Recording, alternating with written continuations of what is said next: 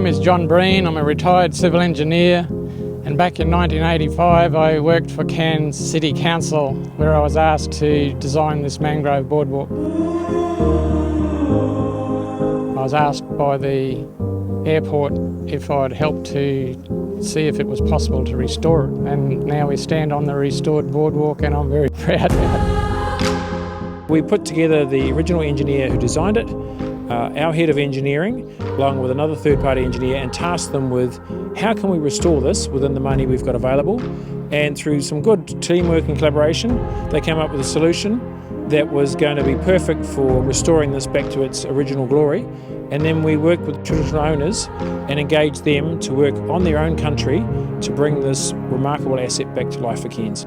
The mangroves is that interface of land and sea where everything is happening. It's really important as part of our identity, part of our well-being, part of our culture. We've got an opportunity to tell that story of how important mangroves are, but also it's also an opportunity here where Irukandji can also tell our story, tell the cultural values and the stories around these mangroves. We're using an app called iNaturalist, and we're encouraging the community to come and look at which crabs are here, look at what insects are here, which trees and other animals, and cataloguing that in iNaturalist so that we've got a database to show what's here at what times, and having a lot of eyes on the ground is really going to help us understand this ecosystem better. I think that the amount of people that rallied behind the cause to save the Jack Barnes Boardwalk is such a huge testament to how important this place is to Cairns locals and how much they really wanted to stand up for it to make sure that it was going to keep being here for the community.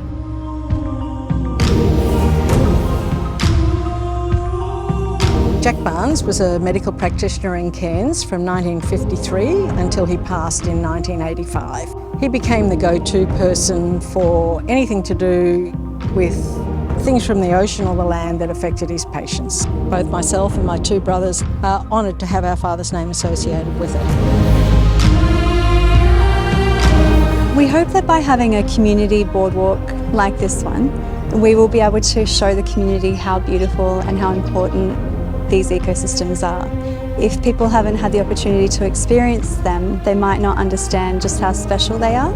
So we're hoping by encouraging people to come and join us down here, we'll be able to spread that message and really help people understand for themselves why we love mangroves so much. Another important message here is partnerships. I think the crucial thing is the collaboration between us, the Cairns Airport, community. So here, this is a place where all of that comes together.